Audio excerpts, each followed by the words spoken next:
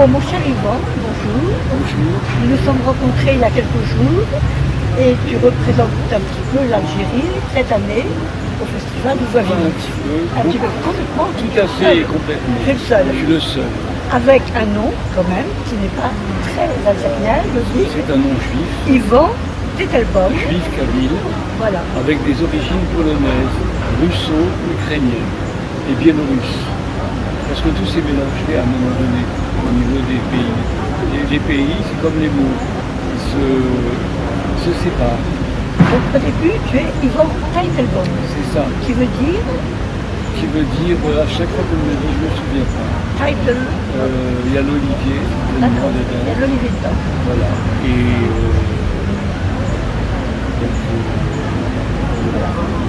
Alors, tu j'ai au fur et à mesure. t'es Alors, présenté comme un... Vraiment, Da et Ketel, qui est également mon familier juif, le dattier. Le datier. Voilà, donc ça reste dans les fruits. Ils vont le datier. Qui a passé son enfance en Kabylie jusqu'à 4 ans, Non, 15 ans. 15 ans, d'accord. 15 Donc je ans. suis né là-bas et j'ai vécu jusqu'à 15 ans. Il y a 15 ans, il a fallu faire ses bagages pour partir du pays que j'aimais tant, que je continue à adorer. Et je suis arrivé en France dans un bateau d'exil avec tout ce peuple de pieds noirs, par dizaines, par centaines, par milliers. 15 ans en 62. En 62, c'était exactement le 18 septembre 1962. Il y a des dates comme ça qui marquent. Et tu arrives donc avec ta famille. Combien d'enfants? Nous étions 5, j'étais l'aîné, et ensuite ça s'est échelonné jusqu'à l'âge de 2 ans, 3 ans. Donc moi j'ai gardé le souvenir de ces années-là. Mon second frère aussi, mais il a disparu, il est mort. Et puis les autres ne se souviennent pas. Donc la famille était implantée en Kabylie, où exactement? C'est exactement à Port-Guédon, c'est une appellation française du nom d'un amiral qui s'appelait Guédon. Et cette localité avait un port. Et donc c'était grainé des maisons tout autour. Et on appelait ça Port-Guédon. Aujourd'hui, ce village a été débaptisé, comme tous les villages d'Algérie après l'indépendance. Rebaptisé. Oui, Oui. voilà. Et il se nomme Azefou. Asfouk. Azefou, voilà. Et donc la famille était implantée depuis combien de temps? Alors, ma mère était née en Algérie depuis plusieurs générations. Elle s'appelait d'ailleurs Ben Saïd. Ça veut dire fils de Saïd. Il y a beaucoup de Kabyles, beaucoup de musulmans d'Algérie qui s'appellent Ben Saïd aussi. Et mon père est né aussi à Port-Guédon, dans ce village. Et ce sont les parents simplement qui venaient de Pologne, etc., pour trouver la paix, fuyant les pogroms de l'époque. Et je crois que tu es retourné souvent. Oui, j'y retourne. Je suis retourné pour organiser des festivals de poésie où j'ai invité des poètes internationaux qui ont dit des poèmes avec des poètes kabyles. La Kabylie, les Kabyles de Kabylie sont un peuple très accueillant. Et ils ouvrent leurs portes facilement. Ils ont l'hospitalité comme tradition. Et il y a des pauvres bien sûr, mais il n'y a pas de gens dans la rue qui demandent de monde comme en France. On partage son pain, on partage sa maison, on laisse personne dehors. Et ça fait du bien, Et j'avais oublié que c'était comme ça, quand je suis retourné, je me suis dit, mais je voulais leur payer à boire. Je me dis, mais non, ici tu es un invité, tu es chez toi, tu n'as pas le droit de mettre, même s'ils savaient que j'avais plus de pouvoir d'achat que. Voilà. C'est encore comme ça dans les villages. Oui, dans les villages. C'est vrai que c'est un village particulier qui était adossé à la mer. Et donc, il fallait faire 30-40 km voilà, pour longer la mer et trouver aussi des villages qui s'appelaient Tsirzir, Délice, etc. et tout, pour rejoindre Tizi Ouzou. Mais Tizi Ouzou était dans une cuvette et il faisait très très très chaud. Il n'y avait pas l'accès à la mer. Donc comme c'était la guerre, on ne pouvait pas voyager parce que c'était quand même c'était dangereux. Et il y avait des convois militaires. Et donc les convois militaires n'étaient jamais indiqués la veille ou bien sûr au moment même. Oui, peut-être juste une heure avant, parce que si on avait peur que si les gens savaient qu'il y avait des Européens, parce que nous étions considérés comme des Européens quand même, on pouvait être voilà, assassiné, égorgé, enfin tout le. C'est ça. Donc, la famille rentre en 62 en France. Et est-ce que tu peux me parler un petit peu de ce retour? Comment ça se passe? Dans la douleur de l'exil, je perds mes repères. Je les ai toujours d'ailleurs. Je les ai toujours. Moi, je suis dans ce sentiment qui les perd encore, ces repères. Mes parents sont devenus malades. Mon père a fait un hôpital psychiatrique parce qu'il ne pouvait plus s'en sortir. Donc, enfin, c'était la douleur, l'exil. On était traités comme, comme les juifs sur les obus, comme les harkis. Mais alors, attention, les harkis, ils n'ont pas eu la vie sauve tout le temps. C'est-à-dire qu'en fait, ils ont profité de relations pour emprunter des camions qui les mèneraient en France, à la mer, au bateau. Beaucoup ont été laissés par le général de Gaulle. Et dans ma maison, il y avait des femmes de harkis et des harkis. Et puis à un moment donné, dans la nuit, on écoute des cris de douleur au petit matin, et on appelle ça des commissaires politiques à l'époque, qui étaient là pour surveiller et régenter tout. Et on les a égorgés. Ils étaient à l'étage. Et on les a mis dans un sac en jute, et on les a transportés dans des camions par des gens qui parlaient en arabe. Et on est bien entendu, c'est une douleur. L'enfant retient tout ça. L'enfant ne comprend pas. L'enfant veut demander des explications tout au long. Moi, je veux avoir des explications à la France. On ne va pas me les donner, bien entendu. On ne doit pas oublier. C'est facile d'oublier, c'est comme la Shoah. Oui, c'était les nazis. Non, les nazis, c'était des Allemands. Et ils suivaient voilà, c'est ça. Moi, quand je suis allé en Turquie, par exemple, j'ai vu aussi le drame des Kurdes. J'ai partagé avec eux leur douleur. Et il fallait faire aller. J'ai dansé avec eux les danses kurdes. C'était magnifique. Magnifique, c'est un peuple extraordinaire. Ils ont pas la place qu'ils mériteraient. Voilà, et ils ont besoin d'avoir cette autonomie de langue, de tradition, etc. Et tout. Et à chaque fois, on veut les englober. C'est comme les Kabyles, on veut les englober dans la masse arabe. Mais les Kabyles, les Berbères étaient là avant. Alors, on va parler de la langue kabyle, si tu veux bien. Oui. Tu parles kabyle? Non, je comprends plus ou moins, j'ai un peu perdu. Par contre, alors là, c'est un scoop. Quand j'évolue bien en langue française, ça m'a permis d'évoluer. J'ai fait des écoles, des universités en tant qu'animateur, attention. En tant qu'animateur? En tant que, d'une certaine manière, professeur de poésie, sans avoir les diplômes, parce que bon, je n'ai pas suivi, c'est en tant qu'élève. Et puis maintenant, sur le tard, l'enfant se rapproche plus vite de moi. Et quand je perds les mots en français, j'arrive plus à les dire. Je cherche dans mon vocabulaire et ils s'absentent de ma mémoire et sont remplacés par des mots kabyles. C'est ça. Et alors, je sais plus. Et en fait, c'est ma langue maternelle. Les premiers sons, la première langue que j'ai écoutée, c'est quand je suis né. Et il y avait les femmes kabyles qui me s'occupaient de nous. Alors tout se mélange, le français, etc. Et tout, mais la langue kabyle revient et me permet de... Voilà. Tu arrives à comprendre un peu? Oui, j'arrive à comprendre, mais en fait non, j'ai des mots qui me viennent, que j'ai jamais employés depuis que je suis arrivé en France, et qui viennent dans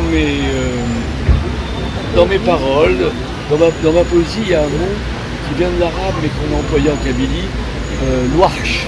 J'aurais aimé titrer un livre avec Loarch. Bon, ça viendra plus tard, mais c'est quand on n'est pas bien, on ne sait pas pourquoi, on est de mauvaise humeur, on a le plafond du ciel qui tombe dessus, et puis on ne sait pas expliquer pourquoi, on est maussade, etc. et tout. Loarch, c'est un petit peu comme le cafard, c'est en français, c'est quand les cafards qui bouffent les miettes, le linge, voilà, et puis tu vois. Et donc j'ai fait tout un poème chanté d'ailleurs, parce qu'à un moment donné, je faisais du slam, parce qu'à un moment donné, dès que tu mets du rythme, tu fais du slam, hein, c'est sûr. Hein. Et voilà, j'ai participé à un concours national de slam, on a fini deuxième, donc c'était sympa. Alors pour toi, quand arrive la poésie, à quel moment? La poésie, c'est déjà depuis toujours, pour exprimer une douleur qu'on ne peut pas exprimer. Dès que tu ne sais pas, tu as la sensibilité, tu ne sais pas exprimer tes sentiments parce que tu as de la pudeur, tu as peur de ne pas être pris en considération. À ce moment-là, tu écris des poèmes. Toutes les personnes qui ont commencé par écrire des poèmes, c'est parce qu'ils avaient une douleur et ils voulaient raconter un secret. Mais au fur et à mesure, lorsque l'enfant devient adolescent, et plus tard, il cesse d'écrire. Et moi, j'ai poursuivi parce que ça a été voilà, je me suis senti accompagné, porté. Donc la poésie, c'est depuis toujours? Oui, depuis toujours. Voilà, j'étais un piètre poète au début, ça s'est un petit peu arrangé avec le temps, mais c'était toujours, ça a toujours été en moi. Voilà. Et alors quand tu retournes en Kabylie, est-ce que tu échanges justement des poèmes que tu écris en franco-kabyle, en français? Mais non, parce que là, c'est-à-dire, le français, il est compris par le kabyle, parce que c'était la langue de l'école, parce que la Kabylie, il ne faut pas oublier que la Kabylie, avant la France, en 1830, quand les Français ont colonisé l'Algérie, avant c'était la Turquie qui était maître des lieux. Donc quand j'étais en Turquie, j'ai raconté l'histoire aussi. Quand j'étais à Istanbul, à Ordu, en mer Noire, j'ai raconté l'histoire et j'avais des salles entières consacrées à la poésie. Et puis voilà, j'ai raconté mon histoire. C'était de toute façon les cris de détresse, les cris de voilà, toutes les langues les comprennent. Toutes les langues. Et alors aujourd'hui, ça m'intéresse beaucoup, comment vis-tu cette identité multiple? Les juifs? Oui, alors c'est ça. Un peu ashkénaze. Ashkénaze beaucoup, voilà. Séfarade beaucoup, les deux, moitié.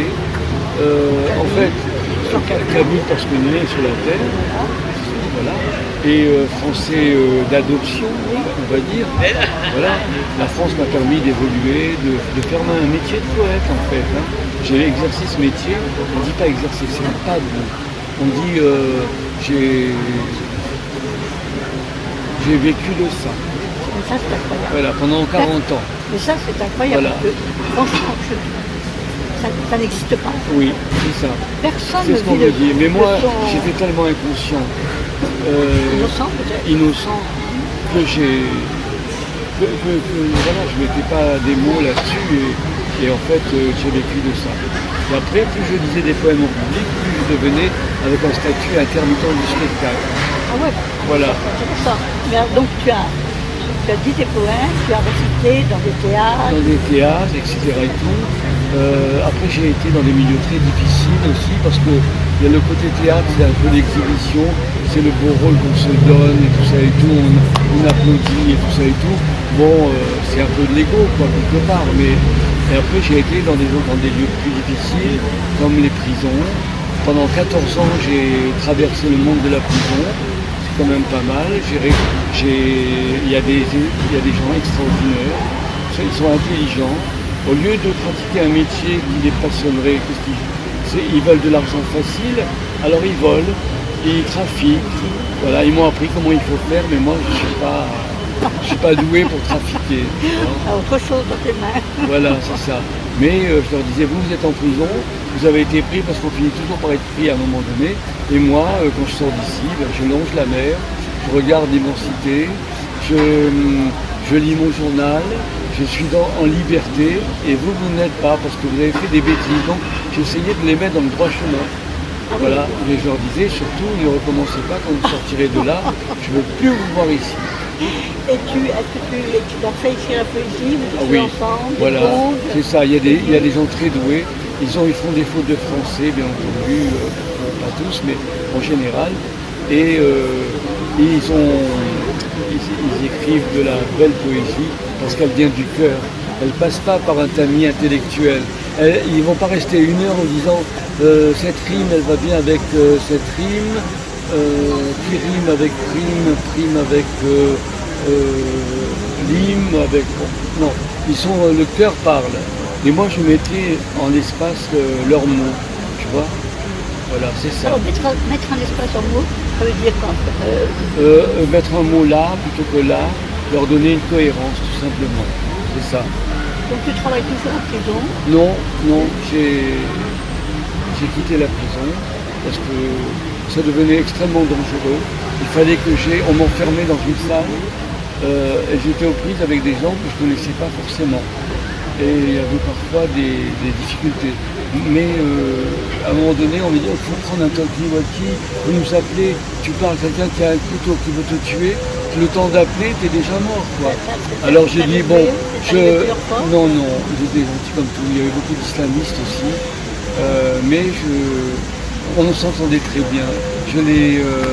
Parce que pourquoi on s'entendait encore mieux que si j'étais un roumi, ça veut dire un français, comme on disait là-bas. C'est parce que je connaissais le pays, l'Algérie, dont ils étaient issus la plupart. Et en Algérie, je vais dire, vous n'êtes même pas né là-bas, et vous allez en vacances et tout ça, mais moi je vais vous raconter votre pays. Je vais vous raconter comment c'était à l'époque et tout ça. Je vais vous apprendre un petit peu comment c'était. Là-bas, on ne volait pas. Oui, à l'époque, hein, on laissait les maisons ouvertes. Bon, il n'y avait pas tous ces appareillages et tout ça. On était libre. Voilà, personne n'entrait dans nos maisons. On n'avait rien. Un lit, une casserole, tu vois. Donc c'était quand même... Là, il faut toujours faire attention, il faut fermer. Attention, le sac et tout, te fais pas voler ton sac, ton portefeuille et tout. Mais c'est pas possible de vivre comme ça. Alors, si tu vas plus dans les prisons aujourd'hui, où vas-tu? J'ai été chez les handicapés moteurs aussi.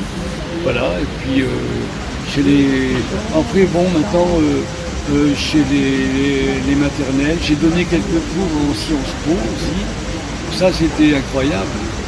J'arrivais dans une classe où les gens sont préparés à être fonctionnaires, ministres, je ne sais pas. Être là, c'est payer de chères études. Vous avez des moyens pour les parents. Mais finalement, je préférais la prison. Parce qu'ils étaient nature et eux, voilà, ils cherchaient la rime, machin. Et on travaillait, on parlait, etc. et tout, parce que je les ai bousculés, je les faisais sortir de leur repère habituel. Et là, ils étaient décontenancés. Et on faisait des poèmes, ils étaient nuls, ces poèmes, nuls. La dernière fois, cette semaine, j'ai eu une enfant de 7 ans, elle m'a fait un poème magnifique, mais alors... dans un atelier d'écriture pour les enfants. C'était génial. Elle maîtrisait la langue française. Elle me disait là où il fallait aller dans le poème et tout. C'est Agathe, magnifique. Elle était magnifique. Donc voilà, moi j'avais besoin d'aider les gens à... Enfin, écrire, ça veut dire sortir de ce que tu as au fond de toi. C'est ça, écrire. C'est pour écrire sur...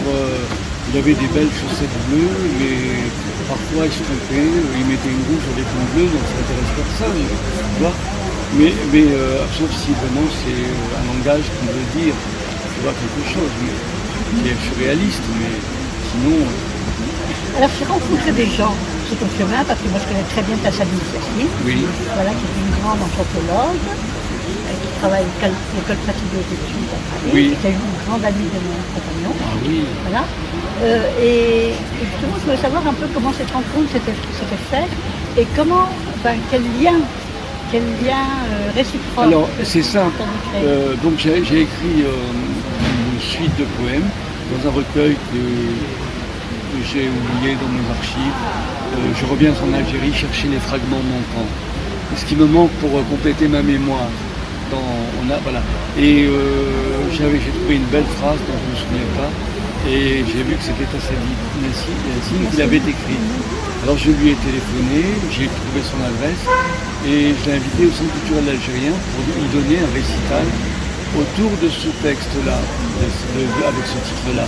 Elle est venue, on a sympathisé, on s'est revus autour d'un restaurant à bien manger le couscous. Voilà. Son mari a été maire de mon village, de Port-Guédon, il y a très longtemps. Alors ça, oui, bien sûr, ça a créé des liens. Et du coup, voilà. D'ailleurs, dernièrement, elle m'a envoyé un questionnaire parce qu'elle est en train de faire une étude sur ces espèces de juifs qui vivaient en Kabylie et qu'est-ce qu'ils avaient vécu. Mon grand-père de Pologne était rabbin, tu vois. Donc j'ai vu comment il égorgeait les bœufs pour pouvoir faire voilà, il fallait que ce soit passé par un rabbin pour... bon, bref. J'ai vécu, c'est des scènes que je dis d'ailleurs dans mon roman. Montre-le, voilà, Le Prédateur. Le dernier livre. Oui, voilà, c'est ça.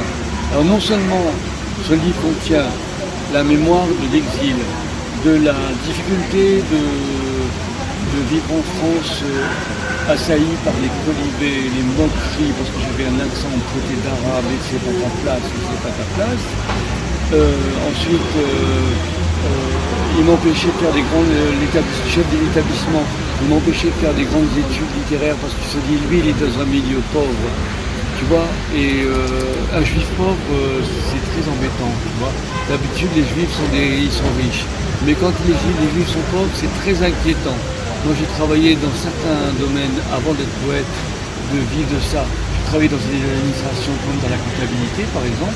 J'étais dans et ma chef de service, elle me faisait que des vacheries. Elle me disait à chaque fois des méchancetés, elle était vraiment méchante. Et là, avant de démissionner, j'ai demandé, mais pourquoi vous m'en vouliez autant? Alors elle me dit, parce qu'un juif, en principe, ça réussit toujours. Quand c'est un employé de bureau, c'est pas normal. Moi, j'étais persuadé qu'en étant là, vous alliez prendre ma place de chef de service. Je dis, mais votre place, j'en veux pas, je ne vais pas faire carrière à votre place. Je veux écrire des poèmes, je veux m'en aller bientôt. Bref. Enfin, voilà. Et donc, non seulement ça raconte la souffrance de l'exil, la difficulté de trouver mon chemin en France, trouver mon emploi, enfin, mon destin. Et en plus, il m'est arrivé, j'en suis venu pour 60 ans, un assassinat de mon vivant, comment dirais-je, je ne trouve pas les mots parce qu'ils sont trop graves, confronté au pire, c'est-à-dire qu'en fait on a mis fin à mon innocence et on m'a violé, quoi. Un cousin plus âgé, c'est terrible. Ça c'est arrivé à quel moment? À 12 ans. J'étais toujours voilà, parce que mes parents m'ont envoyé à Orléansville, c'est-à-dire Schleff aujourd'hui, pour faire des études sérieuses, dans le village j'en avais pas. Et donc j'étais tout seul et tout, timide, naïf. Je voulais juste faire des bonnes études, apprendre. Mon grand-père était greffier, donc c'était un meilleur milieu que mon père commerçant, etc. Et du coup j'ai tout retenu dans ma mémoire. J'ai mis un chapeau dessus, un bouchon, tout ça et tout. Mais je sentais qu'au fur et à mesure que je grandissais, j'étais malheureux. Il y avait de la violence qui montait en moi, mais je ne savais pas pourquoi. Ah oui, non, j'ai pas fait parce que je ne savais pas trop mettre des mots dessus. Alors qu'est-ce que j'ai fait? J'ai écrit, la poésie m'a sauvé. C'est pour ça que je suis devenu poète vivant de ça. Je je ne me rendais pas compte que c'était difficile, que c'était impossible. Donc j'ai fait ça pour oublier quoi. Donc j'ai fait des festivals en Hongrie, en Algérie, dans des pays partout. Donc c'était vraiment. Mon corps, j'en avais pas. J'ai ma tête et mon corps sont dissociés. Le jour de l'événement, je revois bien, vue d'avion, mon corps qui est séparé de mon. Et donc je vivais avec ma tête, mais mon corps me suivait. Donc je me suis j'ai laissé mon corps. Voilà. La poésie t'a sauvé. Voilà. Le rapport avec les femmes a été extrêmement difficile. Voilà, parce que je voulais à la terre entière, etc. Et tout. Et puis en fin de compte, là, j'ai été aux États-Unis faire de la poésie partout. Bref. La poésie m'a sauvé. Et à un moment donné, dans un café, quand j'ai eu 60, 62, 63, tardif, il y a mon épouse que Marie-Christine, on parle et tout ça, mais d'un seul coup, les femmes sont très intuitives, les femmes. Elles sentent des choses. Et elle me dit, sans parler de quoi que ce soit, d'un seul coup, une illumination, ça t'est jamais arrivé, toi. Et là, d'un coup, je me mets à pleurer comme une mère qui déborde de son lit. Et là, ça y est, tout est remonté. Et là, très tardivement. Et j'ai voyagé jusqu'à Paris avec elle. Et du coup, j'ai pris mon ordinateur. Et c'était en décembre, je ne suis plus arrêté d'écrire. Et presque Récemment, en 2019. Enfin, il est sorti en 2019, il a mis 2 ans pour s'écrire. Donc 2016-2017. Donc un fleuve ininterrompu, comme une larme qui s'écoule et ne s'arrête pas. Ouais. Tu vois, donc c'est une détresse. Et maintenant je vais beaucoup mieux, parce que j'ai accepté l'amour, je n'ai plus rejeté. Donc tu vois, c'est ça. Et à la fin, c'est une nouvelle vie. C'est une nouvelle vie, voilà. Lorsque je regarde le chemin parcouru, je suis presque étonné et plutôt fier de mon parcours qui, sans atteindre la gloire dont je rêvais quand j'étais jeune dans l'illusion, m'a permis de me hisser hors de ma condition d'origine, de vivre de ce métier improbable, de me donner un statut social, de me soigner progressivement de ma douleur, de me retrouver enfin, mais quel long chemin pour apprendre à être soi-même et surtout d'avoir rencontré l'amour avec un grand A, d'avoir fondé une famille, d'avoir surtout assumé la responsabilité à tout niveau qu'elle entraîne. Très beaux enfants. Oui, 2 enfants merveilleux. Qui parlent. Quelle langue parlent-ils? La langue du pays où ils vivent. Oui, bien sûr. Oui. Nous apprenons en Kabylie. Oui, j'ai les deux, je les ai emmenés en Kabylie, oui, bien sûr. La première, on l'a oublié, mais on n'oublie jamais rien. Rien ne s'oublie, tout est plus vivant avec le temps.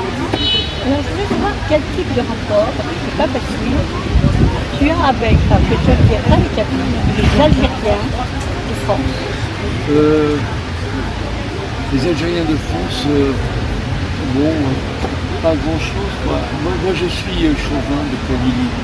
Les chauvins de Kabylie. Voilà, et alors, c'est étonnant, parce que, faut que je te Il y a raconte. beaucoup de Kabyles. Oui, quand je les reconnais tout de suite. C'est-à-dire qu'en fait, un arabe et un kabyle, je sais lequel. Beaucoup sont à Paris, ils sont dans Barman, ou alors ils sont pas trop là, dans des cafés, etc. Et tout. Et je n'ose pas dire, toi tu es un kabyle, je le sais, je le sens. Alors, comment je le dis? J'ai une technique qui est arrivée, et je leur dis, vous me faites penser à mon ami d'enfance qui est kabyle. Et là, il me dit, moi aussi je suis kabyle. Voilà, tu vois comment c'est un stratagème qui marche bien. Et voilà, c'est ça. Donc, Moutassadi Yassine, pour revenir à ça, oui, elle est formidable. Voilà, elle est formidable et je peux retrouver juste, voilà, voilà, Yvan savait, il est accroché tel un extrait, hein. Il est accroché tel une moule à son rocher, car cette terre est la sienne.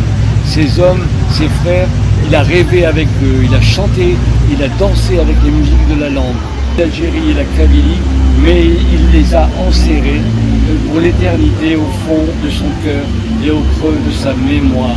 Il écrit des livres, il les remplit à craquer d'histoires, de légendes, de héros, car il veut remplir un vide, celle de la perte.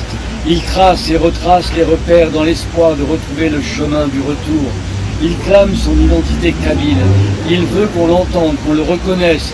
Il est le frère de Djaoud, de Mamri, de Pharaon, de Pélégri, de Jean Sénac, et tous ceux et celles qui, comme lui, aiment cette terre amoureusement, sensuellement, qui sont morts pour elle. Sans elle, la vie n'a pas de saveur. Incompris des hommes ici-bas, là, Yvan finit par s'adresser aux esprits de l'au-delà. Peut-être comprendront-ils sa quête, son histoire, celle d'un homme singulier, celle d'un homme sincère qui recherche sa terre, celle du juste qui fera fleurir l'arbre de vérité. Voilà, c'est un extrait et c'est-à-dire qu'en fait, oui, la langue m'échappe bien entendu, mais c'est autre chose. Et toute la partie séfarade, est-ce que tu vas un petit peu... Oui, enfin, beaucoup non, d'épages. est-ce que la partie séfarade, la partie séfarade, est-ce que tu as eu envie de tourner en Pologne? Non, non, pas vraiment. Pas vraiment. Non, pas vraiment. Ma grand-mère parlait le yiddish, et donc elle nous racontait des histoires en yiddish quand elle nous prenait sur ses genoux. C'était une femme remarquable, fière d'autorité, qui n'avait peur de rien, une femme de là-bas, dure, puissante, défendant un seul cheveu de ses enfants, protectrice. Oh là là. C'était incroyable, incroyable. Non, j'ai eu une enfance riche, malgré la douleur de ma vie. Voilà. Enfin, tu t'es vraiment bien reconstruit. Oui. Merci à toi aussi. Et Merci. merci aussi parce que tu as une force, une vigueur, une espèce d'énergie qui déborde et qui... Voilà, et qui n'est pas feinte, hein, qui n'est pas faite exprès. Quand je suis sur scène, je suis le maître du ciel et des vents, le maître du monde, toute proportion gardée. C'est-à-dire qu'en fait, j'ai repris mon destin en main. Voilà ce que je veux faire. Et en fait, j'exprime ma douleur, j'exprime mes joies, mes peines. Et bien entendu, je sais que dans le public, beaucoup vont ressentir aussi. Ils n'ont pas eu la force que j'ai eue. Mais moi, c'était la force des espoirs, évidemment. Moi, j'ai ouvert beaucoup de portes parce que c'est pas du tout évident. Combien de poètes n'arrivent pas à ouvrir les portes, ni de festivals, ni... Mais ouais, moi je ne veux pas être un poète des livres, contenu dans des livres. Je veux que les livres soient comme des marcheurs, comme des lumières, je comprends, qui phosphorescentes un petit peu, qui éclairent le monde. Voilà, c'est les mots mais c'est ça. C'est ça que je pense que je fais. C'est un grand merci. Merci. C'est un très beau récit, très belle, une histoire forte. Parce qu'à la base, j'étais un rêveur. Et en fait, à rêver, à force de rêver, j'ai installé le rêve, c'était comme une illusion. Elle n'était pas très appréciée à l'époque où j'ai voulu faire de la poésie. Il n'y avait pas de place pour les rêveurs.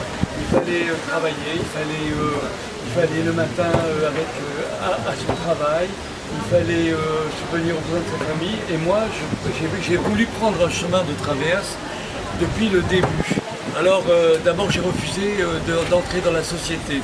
Tout ce qui était très carré, ce qui est plus difficile. Enfin, à l'époque, c'était... il n'y avait pas d'autre alternative. Soit on était hors du champ, soit on était dans le champ de la société avec toutes ses contraintes. Et j'ai voulu entrer dans le monde du travail parce que c'était quand même extrêmement idéaliste, quoi, déjà de clamer mon rêve d'être différent et de vivre en marge, de la société. Alors j'ai mis ma tête dans mes épaules au fond d'un trou, et j'ai vécu une trajectoire totalement différente. Et en fait, le chemin a été beaucoup plus difficile. Je suis né déjà dans une région, la Calédonie, c'est une région qui est mythique, qui a enfanté des artistes comme Tahar Djaoud, comme des grands poètes, des grands artistes. Il y avait certainement une configuration dans le ciel le jour de ma naissance qui me permettait presque de m'indiquer le destin qui serait le mien, et bien sûr percer le mystère de son destin. Ça prend du temps, et on pense, il faut avoir des éclairages, il faut avoir des pensées qui vont chercher cette dimension-là. Elle n'est pas terrienne, cette dimension. Et donc, j'avais 15 ans lorsque la guerre s'est terminée, et j'ai pris le bateau de l'exil, et cet exil a été extrêmement dur. C'était un changement complet. D'un seul coup, j'étais un déraciné. Mes parents étaient encore plus que moi, et forcément, avoir ses parents dans la douleur entretient, sinon donne de l'amplitude à la douleur. Moi, je pouvais encore, avec ma jeunesse, vouloir traverser le monde, identifier le monde à ma manière, penser que je pourrais m'en sortir toujours. Et mes parents, à l'âge qu'ils avaient, sont tombés dans une sorte de coma, de paralysie qui les a empêchés de rebondir. Donc l'hôpital psychiatrique à cause de ça, cette langue kabyle qui a fait tout le sel de la langue, la terre, les senteurs, c'était le déracinement total, mais du jour au lendemain. On n'avait pas eu le temps de préparer notre voyage. Et alors on a appris quelques effets. Dans la nuit, il était 4 h du matin, mon père avait un commerce, donc c'était dans la nuit extrêmement noire, c'est-à-dire désespérée. Et cette nuit-là, à 4 h du matin, on a embarqué dans un camion, une estafette. Il ne fallait pas dire qu'on s'en irait parce qu'on pouvait être sur le chemin par des...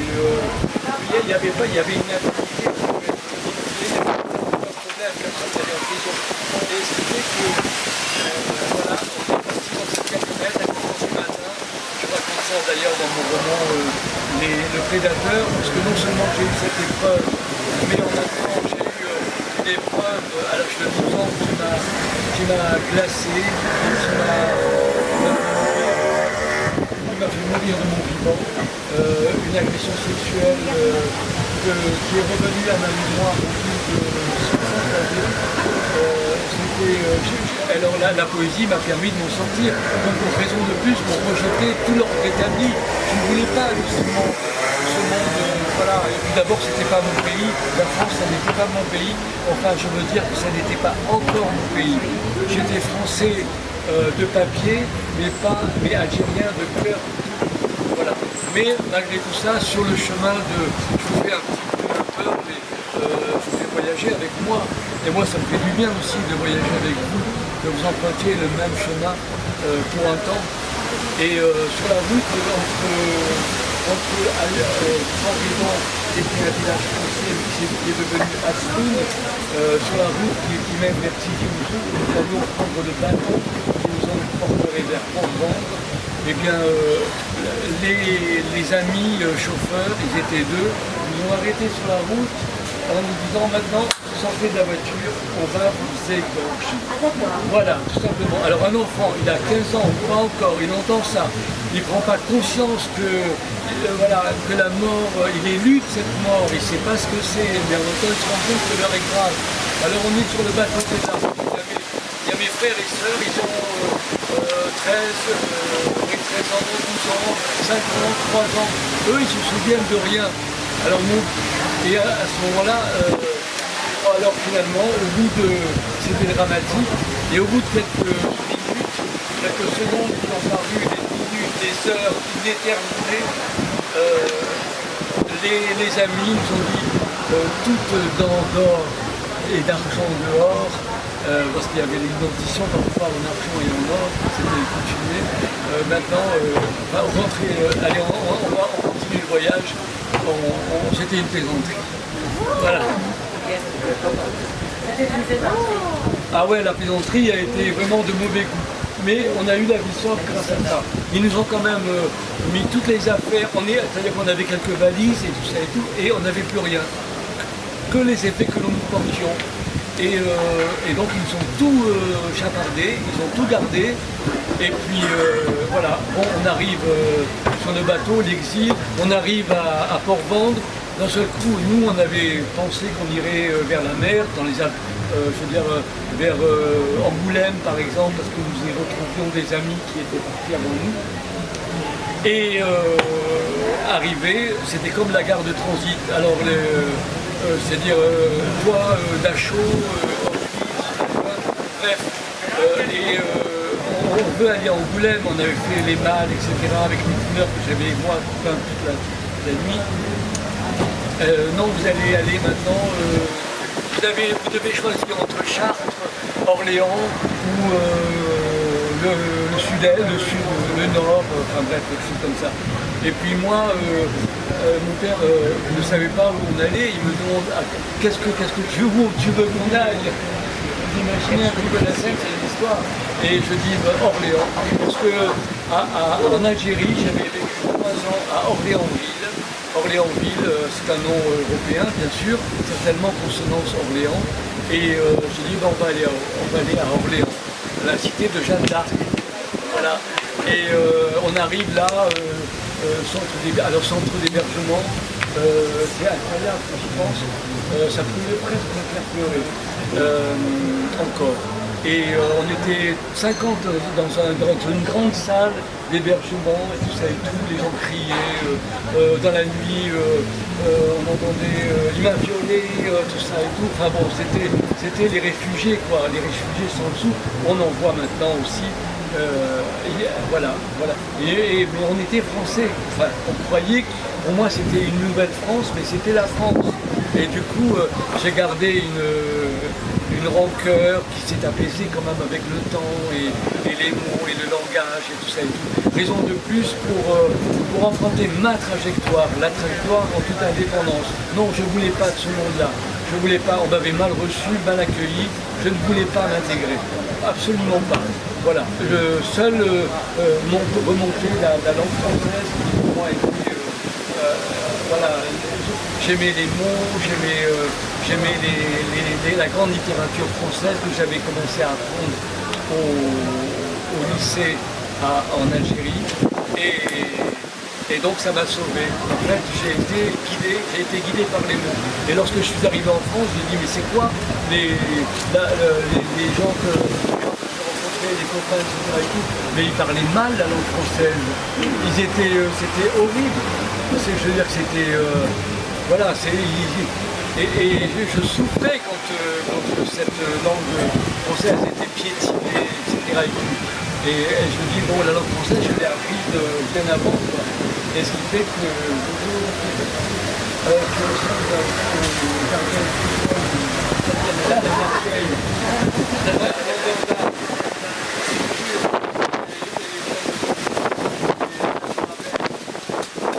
et alors, voilà, donc c'est une trajectoire qui est arrivée quand même à bon port et voilà cette trajectoire, donc l'exil, ça me parle. La misère humaine me parle. Voilà, j'aimerais, moi je suis un citoyen universel. Alors, en plus d'avoir on me dit c'est pas ta place, ici t'es un arabe, ici c'est pas ta place, retourne dans ton pays, enfin voilà, tout ce qu'on dit quand on est voilà. Et en fait, tu représentes à toi seul en fait la réconciliation entre deux choses Voilà. irréconciliables, et tu portes en fait ce message par les mots. Et quand je t'entends parler de trajectoire et de chemin, parce que ça sera un peu en relation avec la proposition de culture, j'ai l'impression que peut-être il y avait un seul chemin possible pour toi, qui était en fait un chemin de mots. Et d'ailleurs, c'est drôle quand tu dis j'ai choisi Orléans, finalement tu as choisi un mot déjà. Oui, c'est ça, exactement. Et puis on avait appris Jeanne d'Arc qui avait sauvé la France. Oui, voilà. Donc, la culture, et moi, je voulais la sauver. Au fond, je voulais la France dans une vision totale, voilà, que porte ce mot pour extirper, pour aller vers le haut, quoi, par rapport à ce que je trouvais de ridicule parfois. Alors comme on était pauvre, évidemment, je n'ai pas pu faire des études littéraires parce que au lycée, on me disait que voilà, réservé aux élites, à ceux qui pouvaient payer les études, tout ça. Donc on a mis dans une classe économique à apprendre la stélo, la dactylographie, ce clavier qu'on voit, je veux dire, sans regarder le clavier. Ça a servi pour plus tard. Ouais. Et surtout dans une classe de gestion, etc. La comptabilité, etc. Bon bref, et voilà quoi. Et après, je n'ai eu de ça. Et alors, ce dont je suis le plus fier, c'est que je représente l'Algérie dans ce monde-là. Ça, c'est formidable. Et quand on a été la prêtresse de la poésie, elle représente vraiment un éclat fabuleux. Ouais, et donc j'ai pas j'ai dit ouais c'est bien, voilà c'est bien, je suis et donc la réconciliation est un mot fort, la Kabylie, la France, la politique nous sépare, la politique nous sépare et la poésie nous rassemble. Imaginez que là nous sommes de tous les pays et nous entendons à merveille, mais la politique c'est grave, quoi. C'est grave tout ce qui passe. En gros, on essaie de nous séparer, de nous mettre des idées dans la tête qui ne sont pas belles à travers force médias, force, voilà, qui fait qu'on trouve que le monde n'est plus beau, on a peur de tout, on a peur du voisin, on a peur. Et alors qu'en parlant avec lui, c'est un homme qui il y a une humanité chez chaque homme, il y a une trace d'humanité, mais elle a été trafiquée par tout ce qui se passe actuellement et tout. Et c'est terrible, c'est terrible. Parce que l'exil devient exilience. Ça. Et qui se superposait à la douleur reçue dans le corps qui a souffert d'un agression sexuelle qui était. Alors, ce qui fait que c'était la guerre intérieure, comment survivre, la guerre extérieure que j'ai connue de l'âge de 7 ans jusqu'à 15 ans, et puis, donc, ce qui fait que venir en France avec cette hostilité, c'était la guerre aussi, donc j'étais toujours en situation de déroyer. Voilà, et je rejetais le bonheur, je rejetais l'amour, je rejetais tout, rien n'avait de sens à mes yeux, j'étais sauvage, solitaire, j'étais dans la solitude, voilà, puis un peu, voilà, oui, introverti, timide, malheureux, etc.